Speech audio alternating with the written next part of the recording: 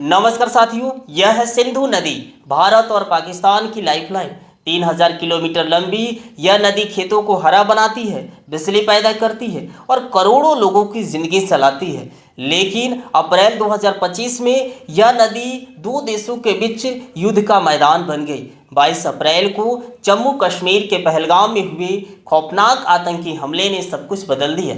भारत ने सिंधु जल समझौते को सस्पेंड कर दिया। क्या भारत सचमुच पाकिस्तान का पानी रोक देगा? क्या यह दुनिया का सबसे खतरनाक विवाद बन जाएगा? आइए इस कहानी को गहराई से खोजें और सच सामने लाएं। सबसे पहले इस समझौते की शुरुआत 1947 में भारत पाकिस्तान के बंटवारे के बाद सिंधु नदी तंत्र का पानी दोनों देशों के लिए ज़रूरी था।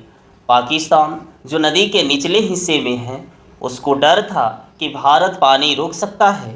1948 में भारत ने रावी और सतलज की दो नहरों का पानी रोका, जिससे पाकिस्तान के पंजाब में 17 लाख एकड़ ज़मीन सूख गई। इसके बाद वर्ल्ड बैंक ने मध्यस्थता की।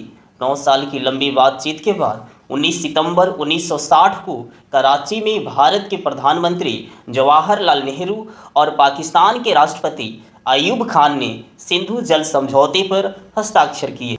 ये ट्रीटी नदियों को दो हिस्सों में बांटता है, ईस्टर्न रिवर्स रावी, ब्यास और सतलज भारत के लिए, वेस्टर्न रिवर्स सिंधु, झेलम और चेनाब ज़्यादातर पाकिस्तान के लिए। भारत वेस्टर्न रिवर्स का पानी लिमिटेड इरिगेशन, हाइड्रो पावर और घरेलू उपयोग के लिए इस्तेमाल कर सकता है, लेकिन पाकिस्तान के लिए पानी का फ्लो कम नहीं कर सकता। कुल पानी का 30% भारत को और 70% पाकिस्तान को मिलता है। ट्रीटी में परमानेंट इंडस कमीशन बनाया गया, जो दोनों देशों के रिप्रेजेंटेटिव्स के साथ डिस्प्यूट सॉल्व करता है। भारत 3.6 मिलियन एकड़ फीट पानी स्टोर कर सकता है। एक अस्थायी सिंधु आयोग बनाया गया, जो सालाना डेटा साझा करता है और विवाद सुलझाता है। भारत ने 10 साल तक पाकिस्तान को 6200 करोड़ रुपए दिए ताकि वो वेस्टर्न रिवर्स से नहरें बनाए। यह समझौता इतना मजबूत था कि 1965, 1971 और 1999 के युद्ध में भी टिका। लेकिन समय के साथ चुनौतियां बढ़ी। जलवायु परिवर्तन ने हिमनदों को पिघलाया, पानी का प्रवाह अनिश्चित हो गया। भारत के वेस्टर्न रिवर्स पर बांध जैसे 330 मेगावाट किशनगंगा और 850 मेगावाट रातले विवाद का कारण बने। पाकिस्तान का कहना है कि ये बांध पानी को कम करते हैं, जबकि भारत कहता है कि वह रन ऑफ द रिवर परियोजना बना रहा है, जो समझौते के तहत जायज़ है। 2023 में भारत ने समझौते में संशोधन की मांग की, क्योंकि उसे जम्मू कश्मीर और लद्दाख में ज़्यादा पानी चाहिए। लेकिन पाकिस्तान ने हेग की मध्यस्थता अदालत का रास्ता चुना। फिर 2025 में तूफान आया। 22 अप्रैल 2025 को पहलगाम की बैसारन घाटी में आतंकियों ने हमला किया। 26 लोग, ज़्यादातर हिंदू पर्यटक और एक नेपाली मारे गए। भारत ने इस हमले का जिम्मेदार पाकिस्तान से जुड़े आतंकी समूह लश्कर-ए-तैयबा और द रेसिस्टेंस फ्रंट को ठहराया। भारत का कहना है कि हमले में स्थानीय और पाकिस्तानी आतंकी शामिल थे। 24 अप्रैल को कैबिनेट कमिटी ऑन सिक्योरिटी की बैठक के बाद भारत ने सिंधु जल समझौते को तत्काल सस्पेंड कर दिया। विदेश सचिव विक्रम मिश्री ने कहा, जब तक पाकिस्तान सीमा पर आतंकवाद बंद नहीं करता, यह समझौता रुका रहेगा। भारत ने कई कड़े कदम उठाए। पहला, सिंधु नदी के पानी का डेटा साझा करना बंद। दूसरा, वेस्टर्न रिवर्स पर परियोजना की जानकारी देना रोका। तीसरा, अटारी वाघा बॉर्डर बंद। चौथा, पाकिस्तानी नागरिकों को 48 घंटे में भारत छोड़ने का आदेश। पांचवा, पाकिस्तानी उच्चायोग के स्टाफ को 55 से घटाकर 30 किया गया। जल शक्ति मंत्री CR पाटिल ने कहा, पाकिस्तान को एक बूंद भी पानी नहीं जाएगी। भारत ने 3 चरणों की योजना बनाई। पहला, अल्पकालिक डेटा और बाढ़ की चेतावनी रोकना। दूसरा, मध्यकालिक मौजूदा बांधों की क्षमता बढ़ाना। तीसरा, दीर्घकालिक नए बांध और नहरें बनाना। इसको लेकर पाकिस्तान में हड़कंप मच गया। वहां की 80% खेती और 1/3 बिजली सिंधु और उसकी सहायक नदियों पर निर्भर है। सिंध के किसान नदीम शाह, जो 150 एकड़ में कपास और गेहूं उगाते हैं, कहते हैं, अगर भारत पानी रोकेगा तो हमारा देश रेगिस्तान बन जाएगा। पाकिस्तान के पंजाब और सिंध प्रांतों में पानी की कमी से भूखमरी, बिजली संकट और सामाजिक अशांति का खतरा है। अर्थशास्त्री वकार अहमद कहते हैं, पानी की कमी से पाकिस्तान की अर्थव्यवस्था पंगु हो जाएगी। पाकिस्तान के प्रधानमंत्री शहबाज शरीफ ने इससे युद्ध की कार्रवाई कहा। बिलवाल भुट्टो ने धमकी दी, सिंधु में या तो पानी बहेगा या खून। और मैं सखर में इसी सिंधु दरिया के साथ खड़े होके भारत को कहना चाहूंगा कि सिंधु हमारा है और सिंधु हमारा रहेगा। या इस दरिया से हमारा पानी बहेगा या उनका खून बहेगा। विदेश मंत्री इसार डार ने कहा, भारत को सबूत देना चाहिए वरना यह उसकी नाकामी है। पाकिस्तान ने वर्ल्ड बैंक, यूनाइटेड नेशन और मध्यस्थता अदालत में जाने की बात कही। उसने 1972 का शिमला समझौता और भारतीय विमानों के लिए हवाई क्षेत्र भी बंद करने की धमकी दी।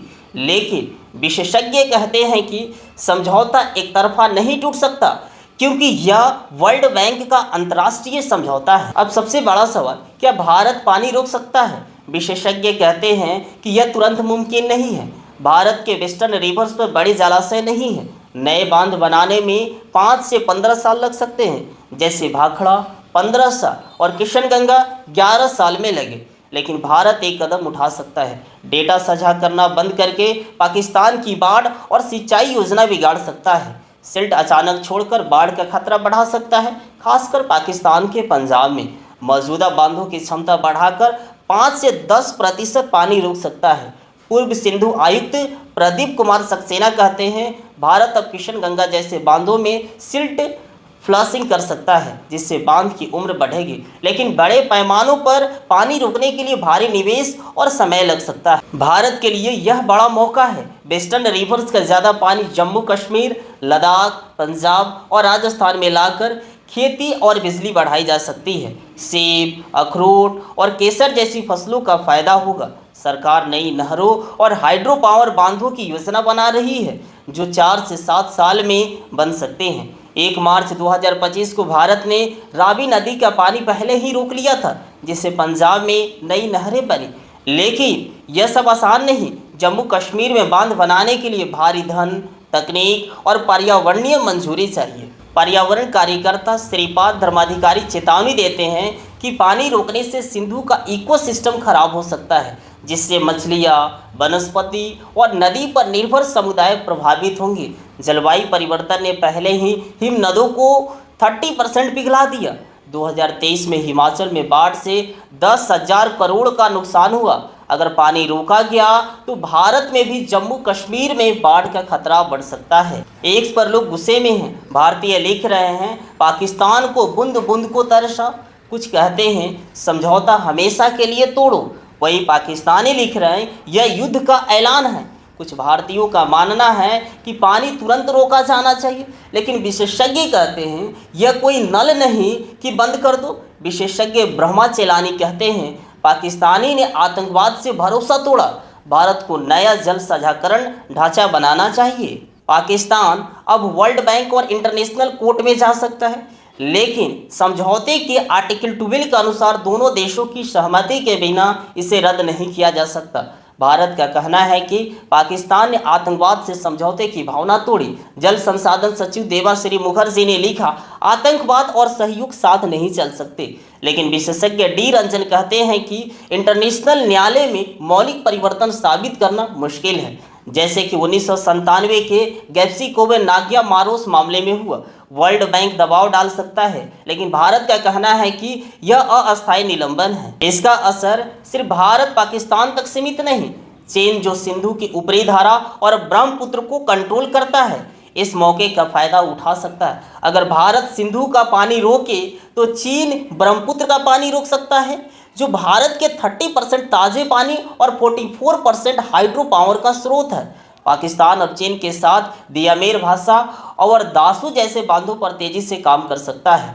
अमेरिका और विश्व बैंक भी चुपके से मध्यस्थता कर सकते हैं ताकि युद्ध टल जाए। क्या है फ्यूचर? विशेषज्ञ कहते हैं कि भारत का यह कदम आतंकवाद पर दबाव बनाने की रणनीति है, न कि तुरंत पानी रोकने की। लेकिन अगर तनाव बढ़ा तो यह क्षेत्रीय संकट बन सकता है। जलवायु परिवर्तन और बढ़ती आबादी के दौर में भारत और पाकिस्तान को संयुक्त जल प्रबंधन करना चाहिए, जैसे डेटा साझा करना, टिकाऊ बांध बनाना और बाढ़ सूखा प्रबंधन। वर्ल्ड बैंक की मध्यस्थता इस संकट को टाल सकती है, लेकिन अभी दोनों देश आमने सामने हैं। साथियों, सिंधु जल समझौता पानी से ज्यादा था। यह भारत पाकिस्तान के बीच भरोसे और शांति का प्रतीक था, लेकिन पहलगाम हमले ने इसे हिला दिया।